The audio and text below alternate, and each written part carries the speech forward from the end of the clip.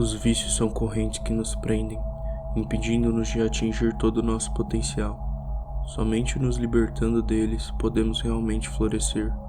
Os vícios são como ervas daninhas no jardim da alma. Se não forem controlados, sufocarão as flores da virtude.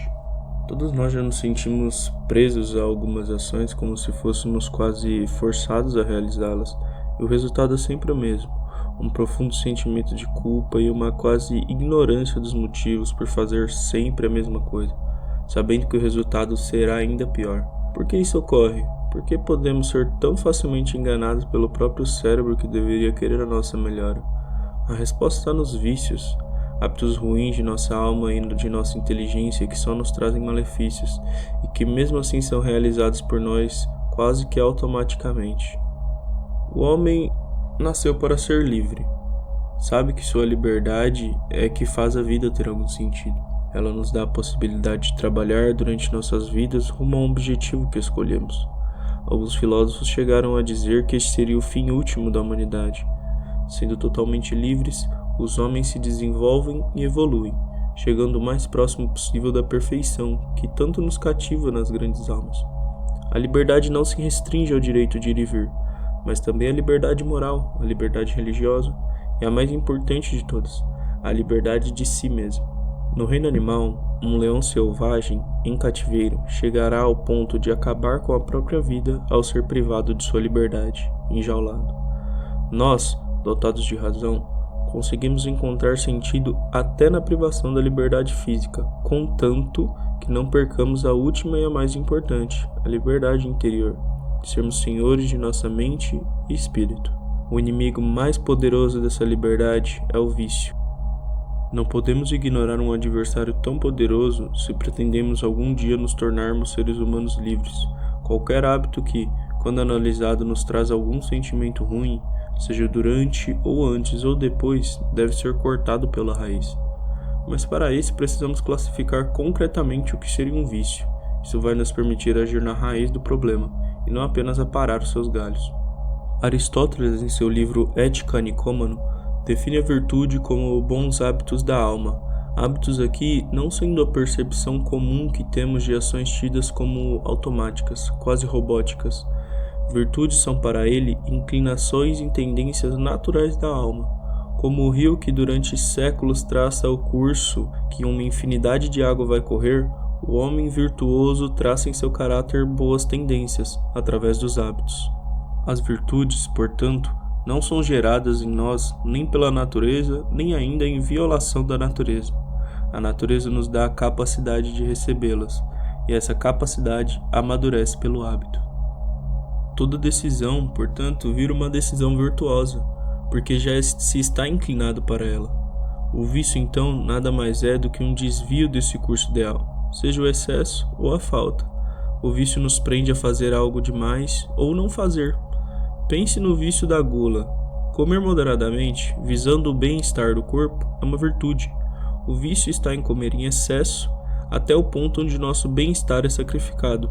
Não se pode, portanto, ter a virtude enquanto o vício existir.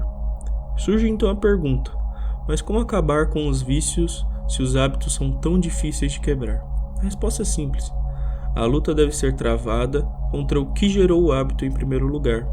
De acordo com Platão, o homem é composto de 3 partes: corpo, mente e espírito.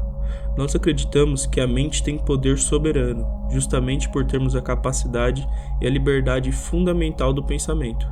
Se um hábito se formou através do corpo, foi com permissão e o reforço da mente. Como diria Napoleão Hill, o ponto de partida de todas as conquistas é o desejo.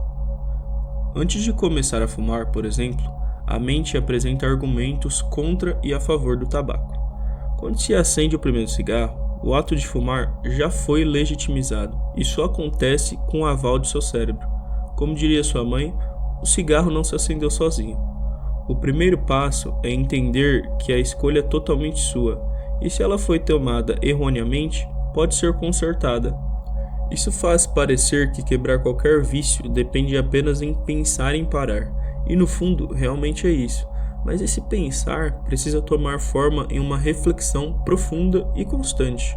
É preciso reviver cada pensamento que se teve ao começar determinado vício, o motivo de tal pensamento tomar forma e força dentro de você. Você tem que refletir o que realmente fez com que você começasse a se destruir. Quanto mais avançamos na virtude, mais claramente percebemos a gravidade de nossos pecados. Geralmente, quando isso começa, se descobre uma nova razão, ainda mais profunda, e se percebe então que pequenos pensamentos negativos cresceram dentro de nós e se manifestaram nos hábitos que nos trazem tanta tristeza. A excelência nunca é um acidente, é sempre o resultado de uma intenção elevada, de um esforço sincero e de uma execução inteligente. Representa a escolha sábia de muitas alternativas. A escolha e não um acaso determina o seu destino. Depois do trabalho de identificação feito, entra a batalha ativa. O que você diria para um alcoólatra que se diz na batalha contra a bebida, mas continua frequentando bares? No mínimo imprudente. Com as tendências ainda claras em nosso caráter, é questão de tempo, um dia ruim, para que ele volte novamente para estaca zero, ainda mais derrotado por trair a si mesmo. Daí vem o primeiro passo, cortar todos os hábitos secundários que levam ao vício principal. Se você tem o hábito de fumar depois do almoço, comece a caminhar assim que almoça. Não se dê o tempo ocioso para que a rotina do hábito comece.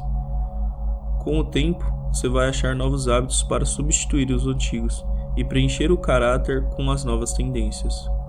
Não há caminho fácil. Essa jornada pode demorar meses, até anos, mas sempre se lembre: um mau hábito foi construído durante meses e reforçado durante anos.